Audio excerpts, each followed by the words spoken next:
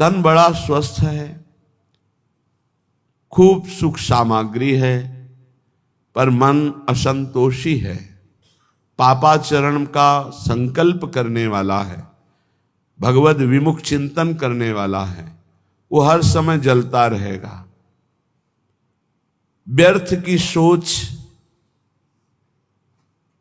समय को नष्ट करना, संकल्प विकल्प करके गंदी बातों का चिंतन करना, मानो दुख का बीज बोना है। अब मन या तो प्रभु में लगेगा या जगत में लगेगा, जगत में लगेगा तो भोगों में लगेगा, भोगों में लगेगा तो पाप बुद्धि होगी, पाप बुद्धि होगी तो दुर्गति, दुख, विपत्ति, संकट, एक क्रम है। हमारा मन प्रभु में लगा हो और तन में गलित कुष्ठ हो, कीड़ा पड़ गए हो, तो भी कोई फर्क नहीं पड़ता। मान लीजिए, अभी मान लीजिए आपका शरीर स्वस्थ है तो मन को प्रभु में लगाने का अवसर है। आप बहुत कृपा पात्र हैं प्रियालाल के, उनकी कृपा को ठुकराइए नहीं। यदि आपका शरीर स्वस्थ है तो आप सोचिए, आप आसन में बैठकर बहुत अनुष्ठान पूर्वक मंत्र जप सकते हैं। आप एक आसन में बैठकर पूरी चतुरासी जी का गान कर सकते हैं। आप एक आसन में बैठकर श्रीमद राधा सुधा निधि का गान करके प्रियालाल को रिझा सकते हैं।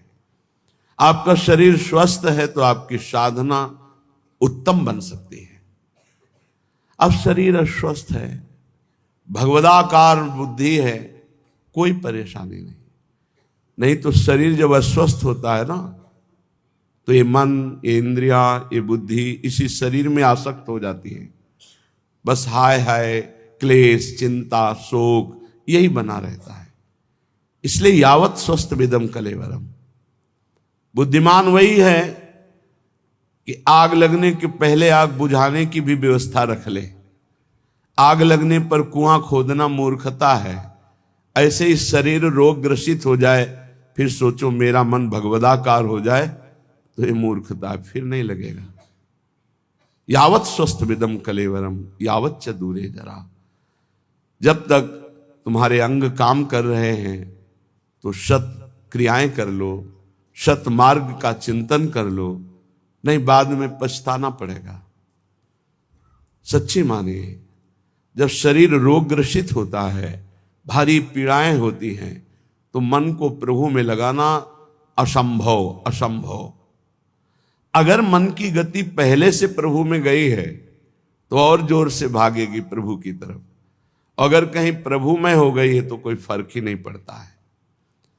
निशिवासर करी तिनकी सेवा, रात दिन रसकों की सेवा करके तन मन की तपन मिटई है। सेवा शब्द को अच्छी तरह से व्याख्या की गई है, उनकी रुचि में रुचि मिला देना, उनकी आज्ञा पर चलना। देखो, यदि कोई रसिक महापुरुष आपको स्वीकार कर लिए हैं तो ये श्री जी की अहेतुकी कृपा आपके ऊपर हुई है। उनका किसी से राग नहीं है, राग पूर्वक वो किसी से प्रेम नहीं करते, किसी से उनकी ममता नहीं है। उस सम स्थिति को प्राप्त महापुरुष यदि आपसे राग पूर्वक, ममता पूर्वक बात कह रहे हैं तो आपके अहोभाग्य हैं। तू मेरा है, तू ऐसे चल, प्रियालाल को ऐसे प्राप्त कर, ये अहोभाग्य समझिए। वो अपने चिंतन को छोड़कर आपका चिंतन करके आपके दोषों की निवृत्ति के लिए आपको उपदेश कर रहे हैं। यह हेतु की कृपा लाडली जू की, आपकी तरफ वो देख रहे हैं, आपसे बात कर रहे हैं, आपको अपना मान रहे हैं, और कहीं आपको उनका उच्छिष्ट प्रसाद मिल रहा है, आपको डांट पड़ रही है, आपके अंदर उनका भय है, तो निश्चित आपका परम कल्याण कोई रोक नहीं सकता। ये बड़ी दुर्लभ कृपा प्रसादी होती है, ऐसा जिनको प्राप्त है। कौन सतमार्ग में प्रेरित करता है, कौन किसी को डांटता है? सतमार्ग के लिए। तन मन जीवन वारिये भोरी,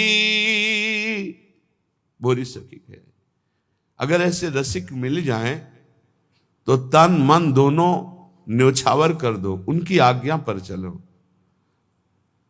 जैसे बेटा स्वस्थ हो, खेल रहा हो, ये देखकर मां को जो सुख मिलता है वो किसी और को सुख नहीं मिलता है। और तो देखकर बस चल देगा, लेकिन सुखानुभूति मां को होती है। ऐसे ही जब कोई परमात्मा प्राप्ति के लिए साधन परायण होता है, हृदय में वो गुरु आज्ञा का पालन अक्षरशः करता है, तो जो गुरुजनों को सुख मिलता है, रसिकों को सुख मिलता है, वो कोई नहीं जान सकता। एक दृष्टि में जीवन का परिवर्तन करने की सामर्थ्य होती है। वो दृष्टि कब प्राप्त होती है? जब वो संपूर्णतया ये जान लेते हैं कि आप उनकी आज्ञा में हैं, आप उनके हैं, आप एक अक्षर भी उनकी आज्ञा का उल्लंघन नहीं करते, तो हृदय में एक आह्लाद होता है। उसी आह्लाद स्थिति में जब श्री जी के सुमिरन में गाढ़ चिंतन में होंगे, उस समय जब आपका चिंतन कर लेंगे तो आप निहाल हो जाओगे, आपके जीवन का परिवर्तन हो जाएगा। रसिक महापुरुषों की कृपा जानते हो कैसे होती है? जो एकांत में प्यारे जू की सेवा में होते हैं भाव देह से, और उस समय जिसका चिंतन कर ले बेड़ा पार हो गया। उस समय जिसका चिंतन कर ले, उस समय उसी का चिंतन प्रियाजू देती है। प्रियाजू देती है जो तन मन प्राण समर्पित करके उनकी आज्ञा में। एक होता है मुंह देखी समर्पण, मुंह देखी समर्पण, सामने हाजी हाजी करना और पीछे मनमानी करना। और एक होता है जीवन समर्पण, वो देखे ना देखे, बोले ना बोले, माने ना माने अपना, लेकिन हमें उनकी आज्ञा का पालन करना है। ऐसे का स्मरण होता है प्रियालाल की। जब मानसिक सेवा में रसिक महापुरुष होते हैं तब ऐसों का स्मरण, और उस समय जो शीतलता होती है, वही शीतलता आशीष बनकर उस जीव का परम मंगल कर देती है जो उनकी आज्ञा पे चलते हैं। भूरी सखी कह रहे, तन मन जीवन वारिये भोरी, आखिन माही बसइये, निशिवासर करी तिनकी सेवा, तन मन की तपन मिटइये। भूरी सखी कहती है, यदि भगवत कृपा से ऐसे रसिकों का संग मिल जाए, तन मन जीवन सब कुछ न्योछावर कर दे उनके ऊपर, अर्थात उनकी आज्ञा पर चले, आखिन माही बसइये।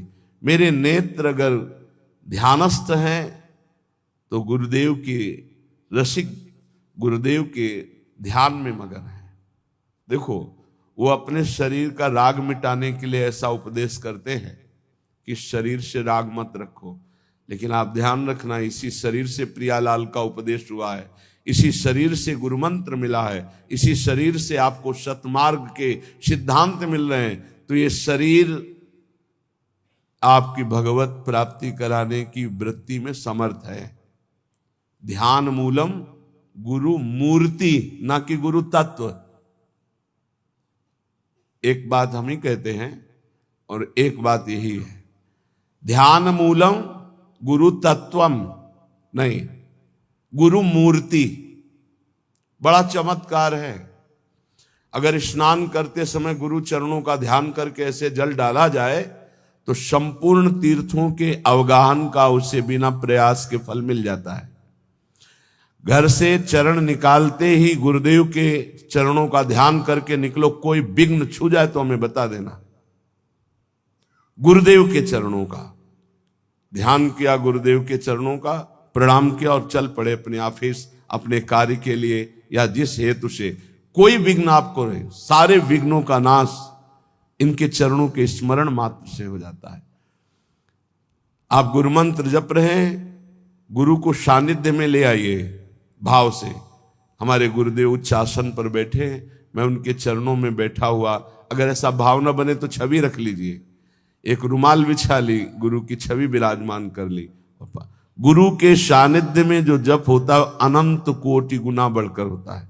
जैसे वर्णन है कि घर में जो जप होता है उसे कई गुना 10 गुना बढ़कर के गौशाला में, फिर उससे बढ़कर प्रयागराज तीर्थ में, ऐसे ऐसे वर्णन है। लेकिन गुरु के सानिध्य में अनंत गुना जप का फल होता है। रसिक गुरुदेव को भोरी सखी कह रहे, आखिन माहि बसइये ध्यान मूलम गुरु मूर्ति, पूजा मूलम गुरु पदम, मंत्र मूलम गुरु वाक्यम, मोक्ष मूलम गुरु कृपा। गुरु कृपा मोक्ष मूलम, संसार से मुक्त होने के लिए मूल क्या है? गुरु कृपा है।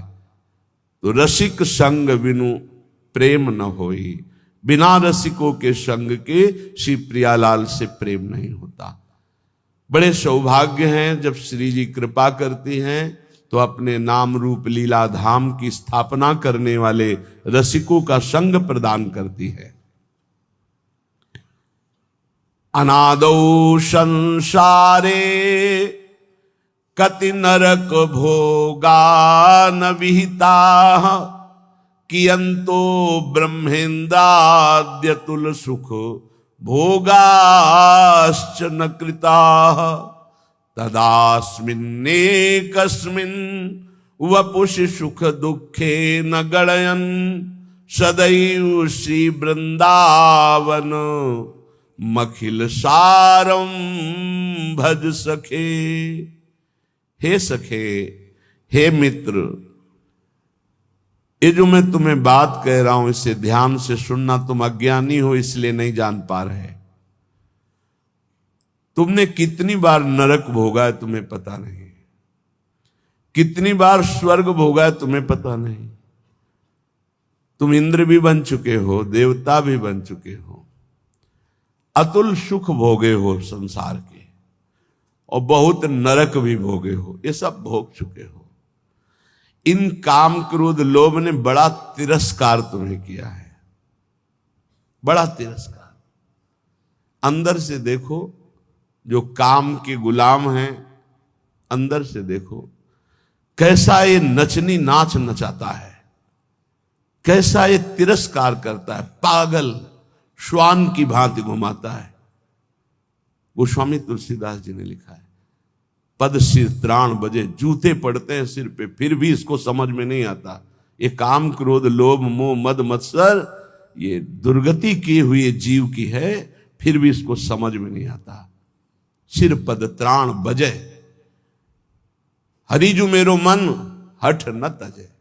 इन भोगों ने कितना तुम्हारा अपमान किया, तो स्वतंत्र विनाशी कितना परास्त हो गया। कामी पुरुष चरणों में झुकता है सिर्फ काम संयोग के लिए, कसम खाता है कि आपके सिवा मैं किसी से, क्या क्या दैन्यता। अगर ऐसी दैन्यता गुरुदेव से कर देता तो परब्रह्म की प्राप्ति हो जाती। आप बोलो, आप कहो तो अभी प्राण त्याग दें, आप बोलो अभी प्राण त्याग दें, त्याग देते हैं। क्या क्या इस काम ने नचनी नाच नचा रखा है त्रिभुवन में। श्रीपाद कह रहे बहुत धैर्य पूर्वक, हे सखे, हे प्रिय मित्र, तुम्हें नहीं दिखाई दे रहा, मुझे दिखाई दे रहा है, क्योंकि त्रिकालज्ञ है, तीनों कालों का ज्ञान है। कह रहे तुमने कितने नरक भोगे तुम्हें पता नहीं। जैसे मां के गर्भ में रहे तो क्या पता हमें कैसा कष्ट था, कोई याद नहीं है। ऐसे कितनी बार तुम स्वर्ग गए तुम्हें पता नहीं। अर्थात स्वर्गिक सुख, नारकिक दुख, इनको तुम बहुत भोगे हो। इन काम क्रोध आदि दुश्मनों ने कितना तुम्हारा तिरस्कार किया। धिक्कार है, धिक्कार है। बहुत बहुत विचित्र दशा है। महाराज पुररवा का वैराग्य एकादश स्कंद में लिखा हुआ पढ़ना चाहिए। और महाभारत में हमने पढ़ा पुररवा जी की दशा, पागलों जैसे उर्वशी के प्यार में डूब। ऐसी स्थिति के प्राण निकल जाएंगे जब उर्वशी अंतर ध्यान हो गई। पागलों जैसी चक्रवर्ती सम्राट महाराज पुररवा, बस जैसे कोई विरही, हा प्रियालाल, हा प्रियालाल, ऐसी दशा। ये दशा देखकर देवी उर्वशी पुनः प्रकट हुई। जे भी प्रकट हुई तो जैसे मृत को कोई संजीवनी पिला दे ऐसे। हा उर्वशी का बस आप जानते हो मैं किसी की नहीं होती, मैं केवल पुण्यात्मा के पुण्यों का भोग प्रदान करने के लिए जाती हूं। मैं दयावश आई हूं तुम्हारी दशा देखकर, मैं किसी की नहीं हूं। मैं तो आदेश से आती हूं उसके पुण्यों के प्रताप का भोग करवाने के लिए। तुम्हारे पुण्य क्षीण हो गए, अब मैं तुम्हें स्पर्श करने का भी अधिकार नहीं दे सकती, और तुम मेरा वियोग छोड़ो, मैं किसी की नहीं हूं। अंतर्ध्यान हो गई। तब उनको जो झटका लगा, वैराग्य आया, तो उनका धिक्कार है मुझको। भगवान बड़ी